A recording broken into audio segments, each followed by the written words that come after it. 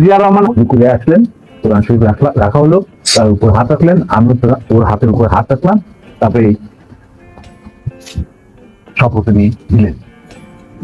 তবে একটা শর্ত থাকতো তোমার তরফ, যে যতদিন পর্যন্ত রাষ্ট্রীয় ক্ষমতায় আমরা না যেতে পারবো ততদিন পর্যন্ত সেনা পরিষদের সাথে আমাদের কোনো সম্পর্ক আছে সেটা প্রকাশিত করা যাবে না।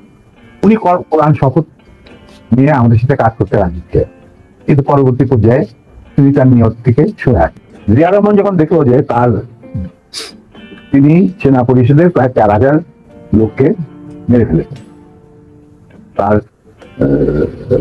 ক্ষমতাকে কুকৃত করার জন্য, আমরা ওনার তারপরে যখন তিনি দেখলেন যে তার অবস্থা খুব খারাপ, ভেতরের খবরটা সাধারণ জনগণ দেখে না, সাধারণ জনগণ দেখতে জিয়া রহমান সারনাস ব্রেবন গঞ্জি কাঁধে কোদাল বসে আছেন এই সমস্ত, কিন্তু ভেতরে যে কি হচ্ছিল আসল ক্ষমতা কেন্দ্রে সেই সম্পর্কে সাধারণ জনগণ জানারও কোনো সুযোগ ছিল না, তারা জানতেন না। সেখানে তার অবস্থা ছিল নরবলে, কারণ ওখানে তিনি ডিভাইড এন্ড রুল নীতি প্রয়োগ করেছিলেন, যেটা খুবই মারাত্মক একটা হুমকি ছিল তার জন্য, তিনি হয়তো বুঝতে পারেন না। তিনি যখন রাষ্ট্রীয় সফরে আসেন, আমার বাবাকে deputy head of the delegation করে নিয়ে আসলেন এবং আমাকে বললেন যে এটা ফরগেট এন্ড ফরগিভ, তোমরা আমাদের পাশে তারা। আমরা বললাম স্যার এটা আপনার পক্ষে, আপনার বললেন আমি কি থাকতো, কিন্তু আমার মনে হয় আমাদের পক্ষে সেটা সম্ভব, কারণ এর জন্য সম্ভব না আপনি আমাদের সহকর্মীদের রক্তে যে রক্তক্ষরণ ঘটিয়েছেন সেই রক্ত বাড়িয়ে আপনার পাশে যদি গিয়ে দাঁড়াই প্রথম গুলিটা আমাকেই যেতে হবে, মুনাফেক তার আমি আপনাকে বাধা দিচ্ছি বা আমরাই বা আপনাকে বাধা দিচ্ছি, সে রাস্তাটা আপনি বন্ধ করে দিয়েছেন।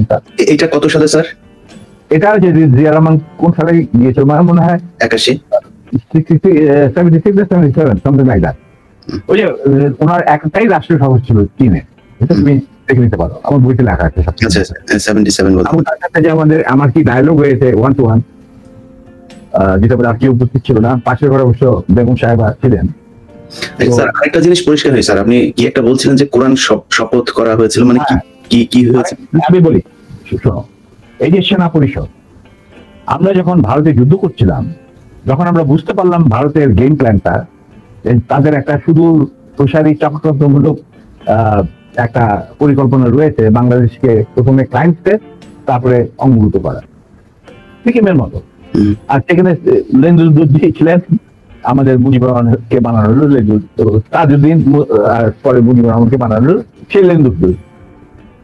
এটা যখন আমরা বুঝতে পারলাম তখন সমমনা কমান্ডার যারা পলিটিক্যালি কনসিয়াস ছিল ছাত্র জীবনে, ধরো পরবর্তী জীবনে, তখন আমরা বললাম যে আরে আমাদের তো আসল যে যুদ্ধ সেটা তো হবে স্বাধীনতার পর। ভারতের আগ্রাসী মনোভাব দুনিয়া যখন বাংলাদেশকে গিলে খেতে যাবে, সেইটার বিরুদ্ধে আমাদেরকে লড়তে হবে, তার জন্য আমাদের প্রস্তুত থাকতে হবে, প্রস্তুতি এখনই গ্রহণ করতে হবে। তখন আমরা ওই মুক্তিযুদ্ধের আড়ালে আমরা সেনা পরিষদের বীজ বপন করি। তো তোমার মনে থাকার কথা, যদিও Zia Rahman declaration of independence দিয়েছিল, প্রথমে তিনি নিজেকেই অফিস সরকারের প্রধান হিসাবে দাবি করেছিল, মানে ভাষণে বলেছিলেন। পরে ইন্ডিয়ার চাপে তুমি এটাকে বদলে যে মুজিবুর রহমানের ইনস্ট্রাকশনে আমি এই ঘোষণা দিলাম স্বাধীনতা। এরপরেও কিন্তু তার প্রতি ইন্ডিয়ান সরকার বা আওয়ামী লীগ সরকার কখনোই আস্থা রাখতে পারে নাই। তারা তাকে সেক্টর কমান্ডারের অবস্থান থেকে সরিয়ে এনে হেড কোয়ার্টার দাম করে এক সেফ হবে, মানে আমাদের কিছু সেফ আছে যেখানে আমরা থাকতাম বা আমাদের সাথীরা আছে কল্যাণী, মানে এই প্রভাব ক্যালকাটা একটা বাড়িতে ওনাকে না নিষ্ক্রিয় রাখা হতো। তখন আরো কেউ যে মানে আশেপাশে যায়, কারণ উনি ভারতের চক্ষুষু, উনি আওয়ামী লীগের চক্ষুষু, তো কে যাবে ওনার সাথে দেখা করতে? তখন কিন্তু আমি, কারণ আমি জিয়া রহমান তো অনেক আগে শিখেছি, পাকিস্তান আমি একসাথে কাজও করি। যাই হোক, আমি গিয়ে ওনার সাথে যোগাযোগ করি এবং তাকে বুঝাই যে স্যার আপনি ধৈর্য ধরুন, আমরা আপনাকে সহজে হারাবো না। তখন আস্তে আস্তে আমরা তাকে বলি যে আপনি এরকম আসল উদ্দেশ্য যে ভারতের, সেটাকে বাঞ্চাল করার জন্য এখন থেকে আমরা প্রস্তুতি নিচ্ছি। আপনি কি আমাদের সাথে থাকবেন কি থাকবেন না সেটা আমাদের তরফ থেকে আমার পাঠানো হয়েছে জানার জন্য, কারণ আমি আপনার সাথে সবচেয়ে ক্লোজ ছিলাম পাকিস্তান আর্মি, সবাই জানি। আচ্ছা, উনি বলেন কি তোমাদের কর্মসূচি? তখন আমি তাকে আমাদের কর্মসূচি দিলাম, যেটা 25 বছরের একটা কর্মসূচি ছিল ইন্ডিয়া। তুমি যদি এই কর্মসূচিটা পড়ে, এই কর্মসূচিটা আমরা তৈরি করেছিলাম বিভিন্ন সেক্টরের মুক্তিযোদ্ধা এবং অন্যান্য সাধারণ জনগণের আশা পরিস্থিতি।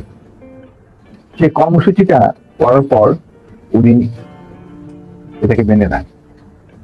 তো আমরা বললাম যে স্যার, আমাদের সমস্যা হচ্ছে আমরা সবাই প্রায় সমবয়সী, আমাদের একজন সিনিয়র অফিসার দরকার যাকে আমরা ট্রাস্ট করতে পারি, তাকে আমরা কেন্দ্র করে এগিয়ে যেতে চাই এই সেনা পরিষদের কর্মসূচি বাস্তবায়নের জন্য। স্বাধীনতার পর, স্বাধীনতা করবো, স্বাধীনতার পর এই কর্মসূচি আমরা বাস্তবায়ন করবো অন্যান্য সমমনা দেশপ্রেমিকদের সঙ্গে নিয়ে। তখন উনি এটা খুব কেয়ারফুলি আমাদের কর্মসূচি করলেন। তবে আমি একদিন গেলাম, উনি বলে যে আমি করলাম, আমি সম্পূর্ণভাবে একমত। স্বাধীন বাংলাদেশকে একটা সুখী সমৃদ্ধ আত্মনির্ভরশীল এবং আমাদের সংস্কৃতির ভিত্তিতে নতুন বাংলাদেশ গঠন করার জন্য এর চেয়ে ভালো কোন রকম কর্মসূচি হতে পারে না। আমরা ধাপে ধাপে থেকে কার্যকারী করব। তখন আমি বললাম, তাহলে কি আপনি আমাদের সাথে কাজ করতে রাজি আছেন? আমরা আপনাকেই আগে রেখে আমরা কাজ করতে চাই, কারণ ইউ আর দি সিনিয়র এবং আপনি একজন সৎ ব্যক্তি। উনি সৎ ছিলেন ব্যক্তিগতভাবে। আর তবে আপনার সমস্যা হচ্ছে আপনি বাংলা জানেন না, বাংলা বলতে পারেন না, লিখতে পারেন না, আপনি সারা জীবন পাকিস্তানে বড় হয়েছেন, ওখান থেকে আগে থেকে দ্যাটস নট এ প্রবলেম। আমরা রয়েছি আপনার গ্রাউন্ড ওয়ার্ক করার। আপনি যদি রাজি থাকেন তাহলে আমরা একসাথে কাজ করতে, আপনাকে সামনে রেখে আমরা কাজ করতে রাজি, এগিয়ে যাবো, সেনা পরিষদ এগিয়ে যাবো কাজ। তখন বললেন যে আমি রাজি। তখন বলেন যারা আমাদের সাংগঠনিক বিধান অনুযায়ী আপনাকে একটা কোরআন শপথ নিতে হবে, যে কোরআন ধরে আপনি বলবেন যে আমি এই কর্মসূচি ভিত্তিক কর্মকাণ্ড, সেটা পরিষদের কর্মকাণ্ড পরিচালনা করার জন্য শীর্ষ নেতা হিসেবে যোগ দিতে রাজি আছে। আমরা আমরা সবাই পরামর্শের মাধ্যমে কোনো ভিত্তিতে গিয়ে বললো শুধু তুমি আর নূর এই দুজনের পারমিশন থাকবে আমার সাথে যে কোনো সময় যে কোনো অবস্থায় যোগাযোগ করা। আমি বললাম আমাদের খুব বেশি যোগাযোগ করার দরকার হবে না, তবে প্রয়োজন মতো নিত্য বেসিসে আমরা দুজনেই আপনার সাথে যোগাযোগ করি। তাও তার বাসায় অফিসিয়াল এই তো কথা। তেমন তার সেই শপথ আপনি রাখলেন না। আপনি মনে করলেন যে আমাদের বিদেশে রেখে এই ছিড়ায় ছেটায় আপনার আন্ডারেই, সরকারের আন্ডারে থাকবো আমরা বিভিন্ন দূতাবাসে, আপনি আপনার যাদেরকে আপনি বিশ্বাসযোগ্য করেন তাদের নিয়ে আপনি রাষ্ট্র চালান। আমরা তো কোনো রকম বিরোধিতা করি নাই, আপনার করবো। আর আপনি আমার বাবার সামনে বলছেন যে তোমরা let us forget and forgive and start a fresh. রাজনীতিতে রাজনীতি হলো দাবা খেলা। দাবা খেলায় একটা চাল দিয়ে চাল আবার পিছনে নেওয়া যায় না, চালের আগে আপনাকে চিন্তা করতে হয়। এটা একবার চাল দেওয়ার পর আর সেটাকে ফেরত নেওয়া যায় না। আপনি how can we start a fresh? এটা সম্ভব না। এভাবে আমাদের মিটিং শেষ হয়ে যায়। আপনাদের ওই 25 বছরের পরিকল্পনাতেই কি শেখ মুজিবকে ক্ষমতাচ্যুত করার পরিকল্পনা ছিল? অবশ্যই। Sheikh Mujib was a main major player to implement the Indian design over কিভাবে তুমি মানে জাতীয়তাবাদী ভিত্তিতে নিজের সংস্কৃতি, নিজেদের ঐতিহ্য ভিত্তিতে, নিজেদের ধর্মীয় চেতনার ভিত্তিতে তুমি বাংলাদেশ বানাবে কিভাবে? How this possible? এটা এই প্রশ্নটা তো আমার মনে হয় তোমার করাই উচিত ছিল না। এটা করার উচিত ছিল না কেন? এটা করলাম আপনার মুখ থেকে শোনানোর জন্য। এটা শুনলে হয়তো অনেকেই মনে করতে পারছেন আওয়ামী লীগ হয়তো এটা নিয়ে কথা বলবে যে জিয়াউর রহমানও তাহলে তাকে ক্ষমতাচ্যুত। আমি কিন্তু এখানে হত্যা করার কথা বললাম, বলেছি ক্ষমতাচ্যুত করার কথা। He was a casualty. Right. He was a casualty in a conflict. It's a crossfire. এখন এই জায়গাতে শেখ মুজিবকে এই করার পরে আমি ব্যক্তিগতভাবে শেখ জিয়াউর রহমানের প্রতি আমার সম্মান একটু কমে নাই, কারণ ওইটা ছিল মেন কালপিট এই শেখ মুজিব। তো তাকে তো সরাইতেই হবে এনি হাউ। আপনাকে সেটা আমি তোমাকে একটা কথা বলবো। জি স্যার। যাতে আমি একজন মুসলমান হিসাবে বা একজন মানুষ হিসাবে কেউ মানে মানুষ বা একজন মুসলমান হিসাবে আমি কাউকে জাতির পিতা, জাতির মাতা, জাতির ভগ্নী, জাতির ভাতিজা এগুলি আমি মানি না।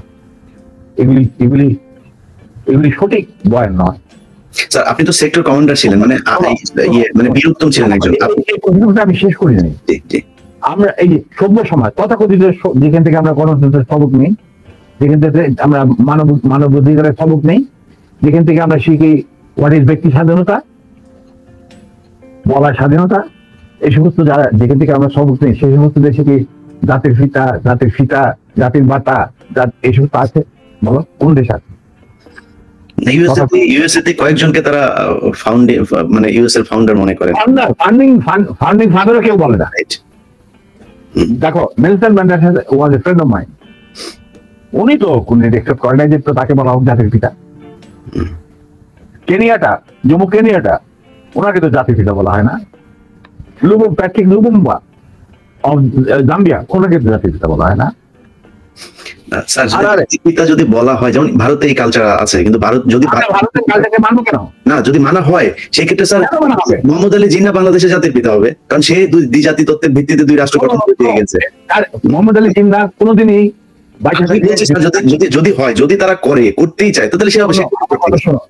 জি sir, I am very straight. কারণ আমার দাদা নানারা সব ছিলেন আলিগড়, তারাই প্রতিষ্ঠা করতে মুসলিম লীগ সাহেবের নেতৃত্বে। I come from political family. My father was a GS of Dhaka University. ঠিক আছে? Now he became the leader of the youth and student front of Muslim League. ওনারাই গিয়া বিলাত থেকে নিয়ে আসছিল জিন্নাহকে টু প্রোভাইড লিডারশিপ। তাদের এক পয়েন্ট এজেন্ডা, মুসলমানদের যেন স্বাধীন দেশ চাই, নো আদার। এবং প্রথম গুলি খায় এই পাকিস্তান আন্দোলনের মুভমেন্টে কারমাইকেল কলেজের একটা ছাত্র, যেই প্রসেশনের নেতৃত্ব দিচ্ছিল আমার বাবা, বুঝলেন? অতএব আমার মনে হয়, আমি জিন্দাকে যতটুকু জানি, তিনি নিজেও কোনদিন জাতির পিতা হিসেবে খিতাব নিতে রাজি হতেন। জি স্যার। স্যার আমাদের অনেকগুলো খুব গুরুত্বপূর্ণ কোশ্চেন আছে, যে কোশ্চেনগুলো মানুষ অনেক এই 50 বছর অপেক্ষা করছিল। আমরা দ্রুত কোশ্চেনে যে পরে কোশ্চেনটা স্যার মানে ইয়েস নো স্যার, মানে দুইয়েতে আমার দর্শকরা আর তোমার দর্শকরা, আপনার দর্শক স্যার, তোমার দর্শক, আমি আমার দর্শক বলবো না, তোমার দর্শক, আই এম প্রিভিলেজ, তুমি আমাকে আমার সাথে কথা বলছো এবং তোমার মাধ্যমে তারা আমাকে দেখছেন। আমি বলবো যে আমি দর্শকদের সুন্দর কথা বলতে চাই যে আমি ব্যক্তিগতভাবে জাতির পিতা, জাতির ভগ্নী, জাতির জামাই এই সমস্ত কিছু বিশ্বাস করি। আমরা করি না স্যার, বাংলাদেশের মানুষ কেউই করে না এটা। যাদের বোধগম্য থাকা উচিত, জাতির পিতা যদি বলতেই হয় তাহলে বিশ্ব মানবতার পিতা হচ্ছে আদম আলাইহিস সালাম। এটা কি অস্বীকার করতে পারে? তো আমার কথা হচ্ছে, তোমরা উন্নত দেশগুলি থেকে তোমরা গণতন্ত্র শিখে আসো, তারপরে মানব অধিকার শিখে আসো, এগুলি কি নতুন করে শেখার কিছু আছে? আমাদের কোরআনের মধ্যে এই সমস্ত নাই, তারপরে বিভিন্ন ধর্মগ্রন্থ থেকে এগুলি নেই। তারপরে ওই সমস্ত দেশে কেন জাতির পিতা থাকে না? ওইখানে কেন জাতির মাতা থাকে না? আমাদের এখানে কেন থাকতে হবে? ইন্ডিয়াতে কে জাতির পিতা? হুই ইজ জাতির পিতা ওই ইন্ডিয়া? বলো তুমি আমাকে। দেয়ার ইজ নো জাতির পিতা। হুই ইজ জাতির পিতা? কোন সভ্য দেশে জাতির পিতা বলে কোনো জিনিস নাই। এটা হলো আমার শেষ কথা। এটা তো স্যার মুজিববাদ প্রতিষ্ঠিত করতে হবে। যাক স্যার, আমি এক কথা, একটা গ্রুপের একটা সেগমেন্ট অফ দি পপুলেশনের চিন্তা